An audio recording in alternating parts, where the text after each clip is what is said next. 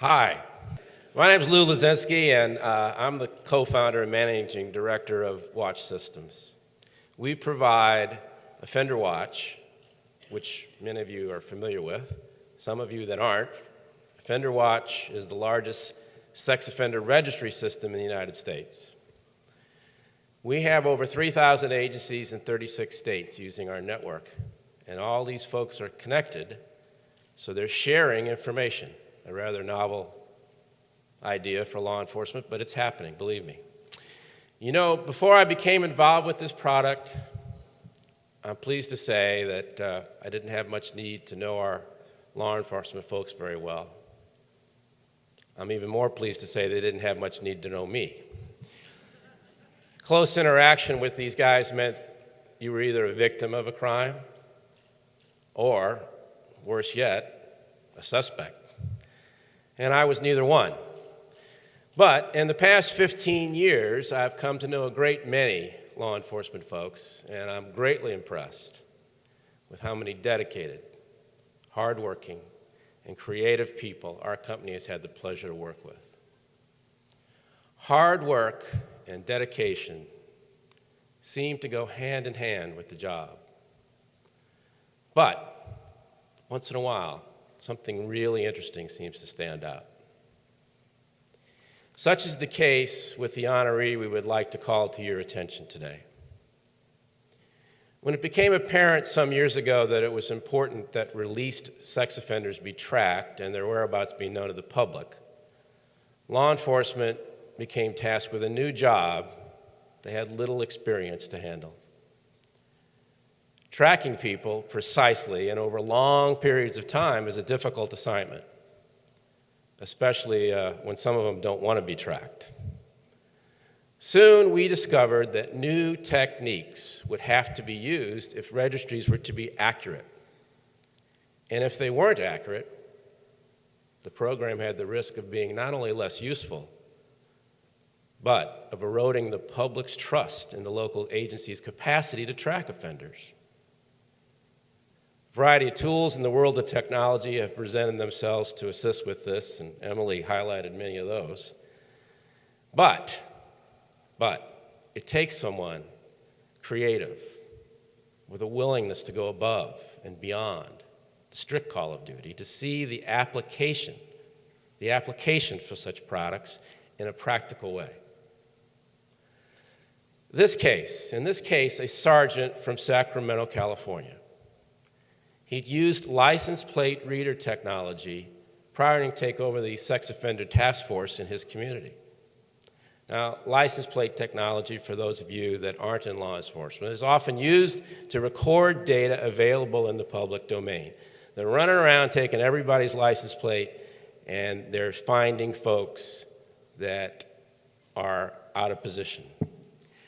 So, by taking all these plates and storing them, sometimes valuable information can be obtained about the whereabouts of persons of interest.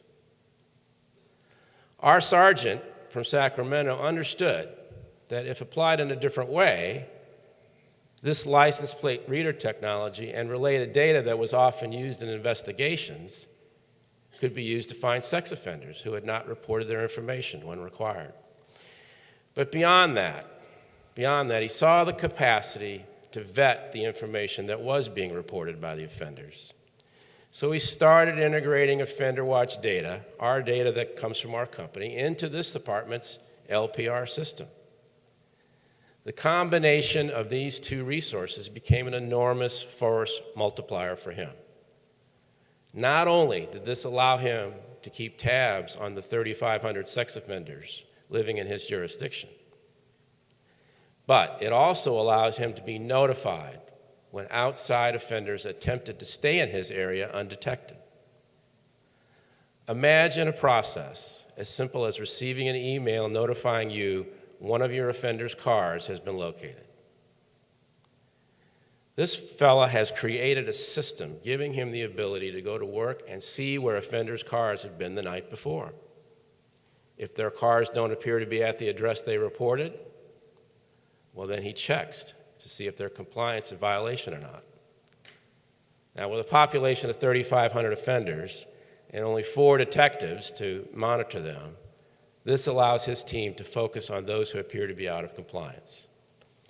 At this point, about 50 offenders have been caught in places other than where they reported. And without this effort, these 50 very likely would still be under the radar, posing an additional threat. So even though he says all this work occurs seamlessly while he sleeps, he has not put in overtime once. This took a lot of work on his part. And we became aware because he reached out to us to help him streamline the process to something more manageable and perhaps more useful to other deputies who don't quite have this fellow's acumen. So we're now working to make this process streamlined enough that it can be used by all of our users. Just one example. Here's someone who took the extra step, walked the extra mile, put on his thinking cap, and stepped up to the plate. I think it's important that we celebrate this kind of effort and to provide an example to all that hard work can be recognized and can make a difference. So, in that spirit, I now wish to present a small token of our gratitude to an officer who we feel is a credit to his agency, a credit to his community, and a credit to all you hardworking, creative, and dedicated folks out there. To Sergeant Kyle Hirsch, Sacramento Sheriff's Office, thank you, Kyle.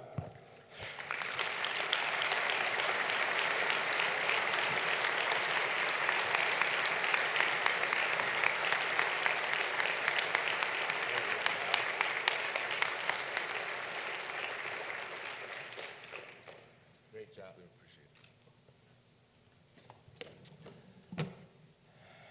Okay, when I'm finished here, I'm going to shuffle off myself because I have to get my badge, check my firearm, and get the unauthorized alcohol out of my room. But before I go, I've been given the honor to introduce Bree W., who will provide today's Survivor keynote. Bree was victimized in a widely traded child pornography series entitled The Blue Pillow. Originally reported by the Danish National Police, NCMEC linked the photo series to California through a trash can in the background of a photo. A nearly month-long investigation based on details in the photos and videos in the series led to her rescue and to the arrest and conviction of her abuser and child pornographer. Bree has since emerged as an advocate of efforts against child sexual exploitation and trafficking. If you ever find yourself wanting to give up on a case, I hope you will think about Bree. Let's welcome her to the podium.